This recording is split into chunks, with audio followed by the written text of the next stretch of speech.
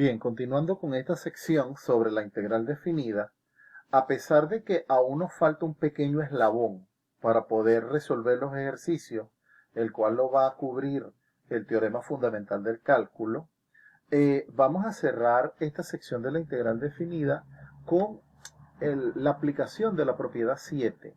¿Ok? Sin embargo, les reitero que es importante el estudiar esta sección porque aquí se plantean las propiedades fundamentales de la integral definida, las cuales vamos a utilizar en la sección que viene.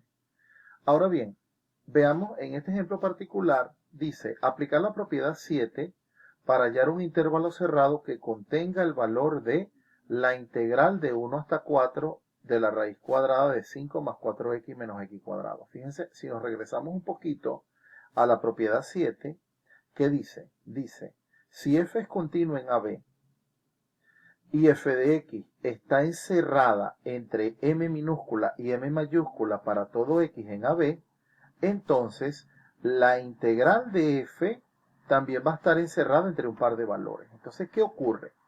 Lo primero que tenemos que hacer es determinar este valor m minúscula y este valor m mayúscula. Porque la propiedad dice, si f de x tiene un piso, que sería esta m minúscula, y un techo, es decir, una cota inferior y una cota superior, su integral también va a tener un piso dado por m que multiplica b menos a y un techo dado por m mayúscula que multiplica b menos a. O sea, el valor de la integral va a estar encerrado entre estos dos. Fíjate que esta propiedad es muy importante porque en estadística, cuando se evoca el teorema del límite central, está motivado básicamente a esta propiedad de acá. ¿Ok? Entonces, debemos verificar primero si se cumplen las condiciones del teorema. Primero, ver si la función es continua en todo el intervalo AB. ¿Sí? Y segundo, determinar si existe esta m minúscula y esta m mayúscula para todo x en AB. Veamos. Fíjense que por cómo es la función, disculpen acá, ajá, nuestra función es la raíz cuadrada de 5 más x cuadrado más 4x menos x cuadrado. Esta es una función raíz cuadrada, ¿verdad?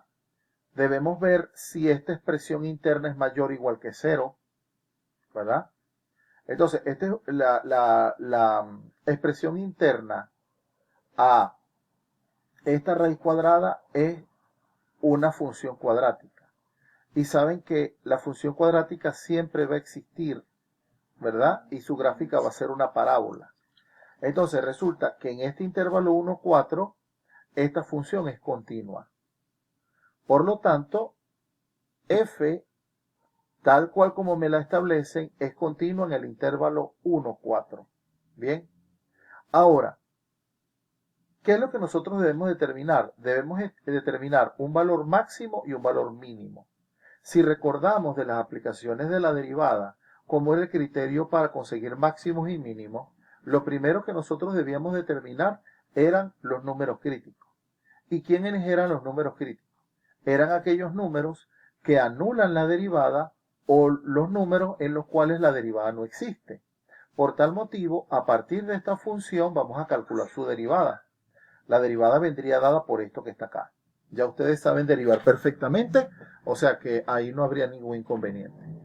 Ahora, si vamos a buscar los números críticos, nos preguntamos dos cosas. Primero, a esta derivada, ¿cuándo la derivada es 0? Es decir, ¿cuándo la derivada es 0? Cuando el numerador sea igual a 0. ¿Cuándo una fracción me da resultado 0? Cuando el numerador es 0. Entonces, quiere decir cuando 2 menos x sea igual a 0. Si despejo la x me dice cuando x igual a 2. O sea que ya este x igual 2 representa para mí un número crítico. Ahora, ¿cuándo la derivada no existe? La derivada que es un cociente, lo estamos viendo acá, cuando esta expresión dada como un cociente no existe, cuando el denominador sea igual a 0. Entonces la derivada no va a existir cuando el denominador sea igual a 0. ¿Y qué significa que esta raíz de esta función cuadrática sea igual a 0? Bueno, que la función interna, la cantidad subradical, debe ser igual a 0. Entonces aquí A través de la resolvente cuadrática podemos buscar los valores de x1 y x2 que satisfacen esta ecuación cuadrática. De matemática inicial ustedes saben esto. Entonces, los valores para los cuales esta función o esta ecuación se anula son x igual 1 y x igual menos 5. Quiere decir que estamos teniendo tres números críticos. Entonces, retornando a la idea, si yo quiero calcular extremos absolutos en el intervalo 1, 4, ¿qué es lo primero que hago? Primer paso, busco los números críticos. Segundo paso, veo cuáles de los números críticos, que en este caso tenemos 3, caen dentro del intervalo. ¿Por qué? Porque vamos a seleccionar los que caigan dentro del intervalo. El que esté fuera del intervalo está, qué sé yo, no me interesa en este momento, porque mi norte es conseguir el máximo y el mínimo en el intervalo. Por lo tanto, aquí estamos observando que x igual 1 y x igual 2 caen dentro del intervalo 1, 4. De hecho, 1 representa el borde del 1, 4. Pero menos 5 queda fuera del intervalo 1, 4. Quiere decir que a pesar de que tengo tres números críticos, yo me olvido de este que está acá. No me sirve porque está fuera de mi intervalo. Ahora, ¿cuál sería el tercer paso? Una vez que nosotros tenemos seleccionados los números críticos que caen dentro del intervalo, vamos a calcular la imagen de la función de los números críticos y de los extremos del intervalo. Ahora bien, como uno de los números críticos coincide con el extremo del intervalo, quiere decir que tenemos que calcular f de 1, f de 2 y f de 4. Repito, tenemos que calcular la imagen mediante f de los números críticos que caen dentro del intervalo y de los extremos del intervalo. Vamos a hacer eso. Evaluemos la función en los números que están dentro del intervalo y en sus extremos. Entonces, f de 1, cuando sacamos la cuenta, me da 2 raíz de 2. F de 2 me da 3. Y f de 4 me da raíz de 5. Entonces, ¿qué dice el criterio de extremos absolutos? Que una vez que nosotros calculamos estas imágenes, la mayor será el máximo y la menor será el mínimo. En este caso, ¿qué vamos a decir? ¿Quién es el número mayor en este caso? En este caso el número mayor sería raíz de 9, que es 3, y el número menor sería raíz de 5, ¿ok? Que es 2, tanto, pero trabajamos con raíz de 5.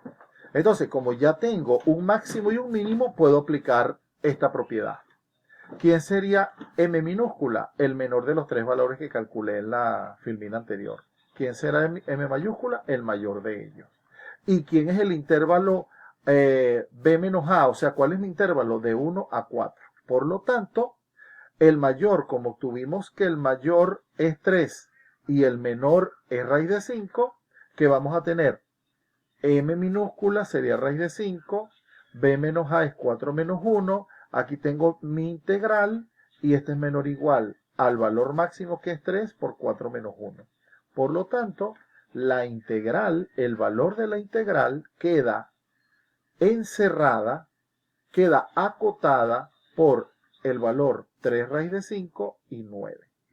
¿Para qué sirve esto? Bueno, sirve de mucho en términos generales, porque si, de acuerdo a lo que vayamos a estudiar, si a nosotros nos dicen estime el valor de la integral, cuando es una estimación, tú puedes decir, caramba, suponte que la integral valga 2,5, pero si tú dices, bueno, la integral está encerrada en el intervalo 2,4 y 2,6. Entonces muchas veces, a pesar de que tú digas un intervalo, eso puede ser suficiente como para tomar algunas decisiones, a pesar de que tú no sepas el valor formal de la integral. Planteen algunos, resuelvan algunos ejercicios en la guía didáctica, pero ya en la sección que viene vamos a evocar el teorema fundamental del cálculo y a partir de allí sí vamos a resolver integrales de todas formas, ¿ok? Y vamos a restringirnos, vamos a unir todo lo aprendido de antiderivadas que antes, por un abuso de notación, las llamábamos integrales, pero en realidad no eran integrales, ellas eran antiderivadas. Porque la integral, una de las cosas que estás aprendiendo acá, es que la integral es una estructura de esta forma. Ella corresponde a un límite. y ella va a depender de este intervalo de definición.